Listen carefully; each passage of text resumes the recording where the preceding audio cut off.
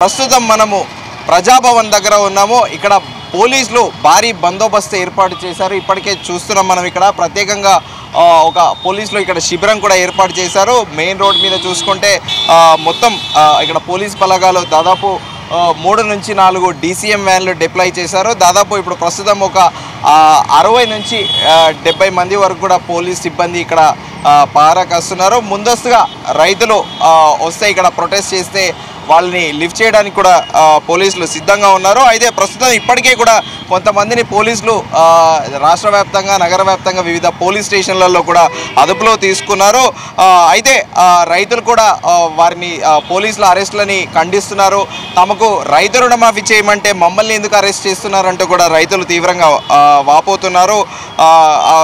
రాష్ట్ర వ్యాప్తంగా కూడా మేము శాంతియుతంగా నిరసన వ్యక్తం చేస్తామంటే అరెస్ట్ ఏంటని కూడా వాళ్ళు తీవ్రంగా ఆగ్రహం వ్యక్తం చేస్తున్నారు. మేమేమైనా దొంగలమా, మేమేమైనా టెర్రరిస్టులమా అంటూ కూడా ప్రభుత్వాన్ని ప్రశ్నిస్తున్నారు. మేము ఈ పిట్ట బెదిరింపులకు అస్సలు భయపడేదే లేదు. ఎట్టి పరిస్థితుల్లోనూ కూడా మేము ప్రజాభవన్కి వెళ్ళి ఈరోజు ముట్టడిస్తామంటూ కూడా రైతులు ఈరోజు నిరసన కార్యక్రమానికి పూనుకున్నారు. ప్రస్తుతం ఉదయం 11 గంటలకి షెడ్యూల్ అనేది పెట్టుకున్నారు వాళ్ళు ప్రజాభవన్ని ముట్టడించడానికి. సో ప్రస్తుతం అయితే ఇక్కడ పోలీసు భద్రత చాలా పటిష్టంగా ఉంది. ముందస్తుగా కూడా ఎవరైనా అక్కడక్కడ నిరసన తెలిపితే వారిని అరెస్ట్ చేసేందుకు కూడా పోలీసులు సిద్ధంగా ఉన్నారు. రాష్ట్ర వ్యాప్తంగా కూడా ప్రతిపక్షాలు కూడా పదే ఆరోపిస్తున్నాయి.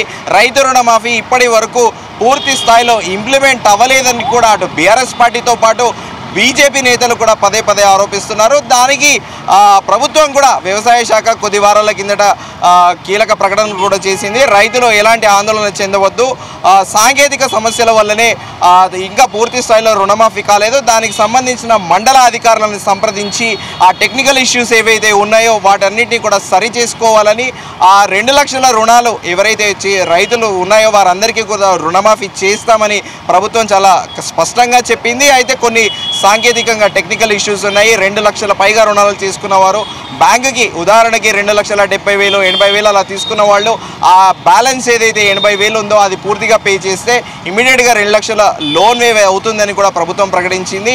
అయితే కొంతమందికి పాస్బుక్లలో ఆధార్ కార్డు జత అవ్వకపోవడము ఇలాంటి కొన్ని సమస్యలు ఉన్నాయి. దానికి సంబంధించి 1 రోజుల గడువు కూడా ప్రభుత్వం ఇచ్చింది.